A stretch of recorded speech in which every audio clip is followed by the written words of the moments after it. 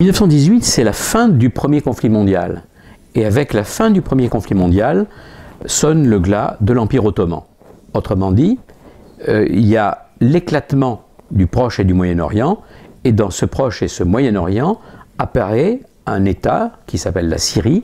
qui a été dessiné par les Alliés, c'est-à-dire essentiellement les Français et les Britanniques, et cet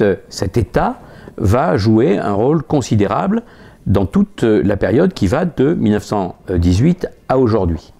C'est un État qui d'abord est sous mandat de la Société des Nations, c'est-à-dire un mandat qui est confié à la France. Et si on veut comprendre, y compris aujourd'hui, ce qui se passe, il faut voir comment a été constitué cet État,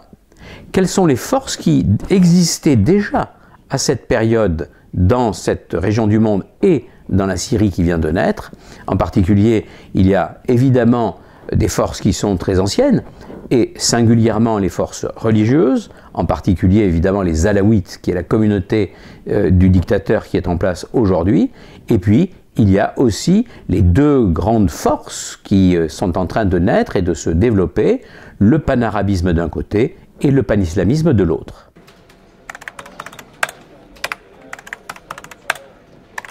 Alors les protagonistes, je viens d'une certaine manière d'y faire allusion, ce sont les différentes religions. La Syrie, comme la plupart des États du Proche et du Moyen-Orient, est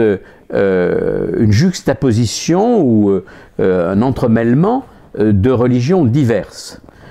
Plusieurs sortes d'islam, les sunnites et les chiites pour ne parler que d'eux, les alaouites évidemment, les druzes, toutes les formes de christianisme, les chrétiens d'Orient, et c'est évidemment un obstacle à l'unité de cette région et à l'unité de ces États qui naissent après la Première Guerre mondiale. Et puis il y a également des forces qui sont à l'intérieur même de ces religions, qui sont plus ou moins radicales. Et puis il y a une singularité, qui est une singularité syrienne, c'est la naissance du parti Baas, qui est un parti laïque, créé par un chrétien qui s'appelle Michel Aflaq, et qui effectivement donne sa chance au panarabisme par rapport au panislamisme.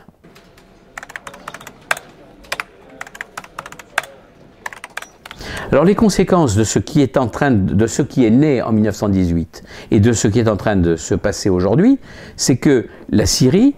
en particulier ce pays qui n'a jamais connu la démocratie, mais qui est quasiment toujours connu ou la domination étrangère, les Français en l'occurrence, ou bien la dictature, ce pays précisément constituait une sorte d'élément stable. Alors un élément stable, mais ça ne veut pas dire qu'il n'était pas un élément déstabilisateur. Il ne faut jamais oublier que la Syrie a occupé longuement le Liban, que la Syrie est un fauteur de guerre, qu'elle est l'allié de l'Iran, et donc l'effondrement de la Syrie